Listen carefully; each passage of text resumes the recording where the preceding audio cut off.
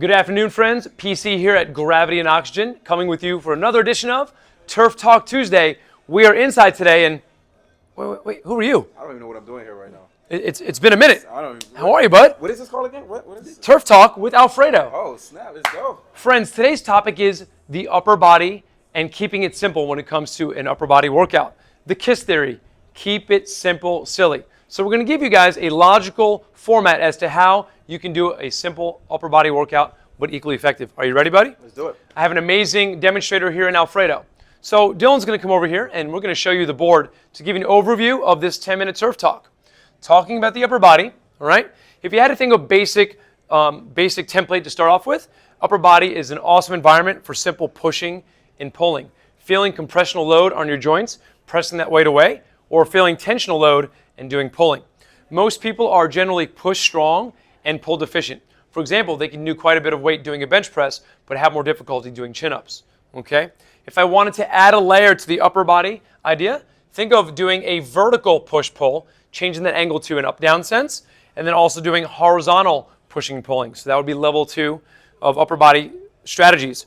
Number 3, if you're focusing on doing strength or growing muscle hypertrophy, consider heavier loads with lower repetition and finding that failure point with your reps in that somewhere between 6 to 12 repetition range.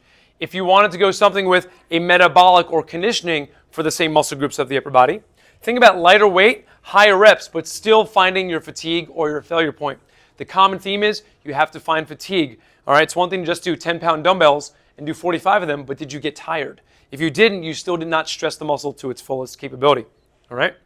Cool. Now, if we want to go further, we can talk about doing vertical or horizontal loads, doing the same muscle or same body part with back-to-back exercises with no rest. Okay, we call those vertical loads. So, for example, I might go from bench press right into a push-up. All right? And then we can talk about doing body weight-based strength exercises or for the upper body, and then also maybe single limb opportunities as well. So without further ado, we're going to focus here with Alfredo starting. We're going to use the vertical rack, understanding that chin-ups and overhead pressing, military presses, might be more challenging. We try to knock out these bigger movements first in your workout. So Alfredo's going to do a classic chin-up. He's going to go ahead and lift himself up all the way up to the height of the hands with a nice negative control. You'll find how many people have difficulty doing a perfect chin-up with simply their body weight. There are assistive ways to go ahead and help that by doing rubber bands on a squat rack to assist or displace some of your body weight. If that was Alfredo's vertical pull, he's now going to do a vertical push in a military press format. He's bringing the rack right to his collarbone, pressing straight above his head. Right now he's showing you as a demonstration an easy naked barbell. It's only 45 pounds. But once again, if your focus and goal is strength or growing muscle, you have to add some external load to challenge and stress those muscles in light or low repetitions. Very good. So let's show you some examples of horizontal push-pulling. Alfredo's going to go ahead and do a simple dumbbell chest press. Nothing new or foreign to anybody. All right. So we have independent weights in each hand, which is going to challenge each pectoral one at a time. Very good. So he's doing a bilateral horizontal press straight above his head. If you ever want to get creative, you can begin to rotate the wrists as he's going up and down, just changing the way the pec is experiencing load or angles. Very good. He can press the dumbbells together as well to get a little extra contraction through the medial pectorals, squeezing the dumbbells together as he's pressing up. Very good. Excellent. If I want to change his base of support and challenge his core, bring his feet up on the bench, then take your feet off the ground, and now he's going ahead without any foot base of support and then challenging his normal chest press as well. Very good. If that's your horizontal push, we have over here weights for a single arm row. So we're going to attack a couple of different principles. We have a light kettlebell. Try this one there, buddy. All right. He's now doing a single arm. Let's bring your knee right here. Good, right knee. Good, left leg off to the side. He's doing a single arm focused bent over row. So this is still considered a horizontal pull because the mechanics are horizontal to his body. The only difference is he's lifting up to the sky because he's bent over. But it's still a horizontal pull.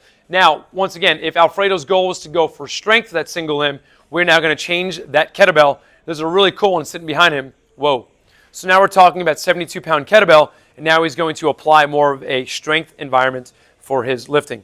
There you go. Letting the elbow come the same height as his belly button, bringing the elbow higher than his body, and he's getting a nice contraction with a fatigue point coming sooner because of the weight.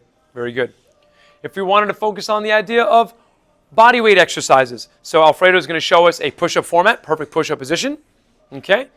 All right, bringing his chest lower than his elbows, preferably all the way to the ground, and then taking his hands off the ground. So he's going to try what we call a hand release push-up, pressing all the way back up. A hand release push-up confirms full depth of the pectorals, going all the way up and down, as opposed to cheating with a more shallow position.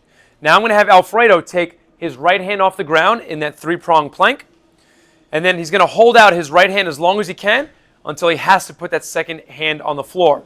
This is what we call a collapsing push-up, and this is a single limb exercise focusing on his negative, the eccentric contraction, which is the true strength capability of most muscles. Good, so now if you notice, we're overloading one side of his body, one pectoral, in a much more violent and challenging format. Very good. Another bodyweight exercise, from a pulling standpoint, is your TRX Row. So he's going to go ahead and face the mirror, facing the wall. He's going to go all the way under with his feet to the wall. Now he's in max load because he's directly under the anchor point of the TRX. And now with full long legs, he's going to pull himself up. This would be considered the most aggressive form of TRX rowing. Very good. If he's finding a fatigue point, but we want him to continue going, Alfredo's going to walk his feet away. And now we're going to lessen that load. I'm going to roll the barbell out of the way. Now we have a little bit less load. If he continues to come back a few more feet, then he's at a less severe angle. Once again, lessening the load.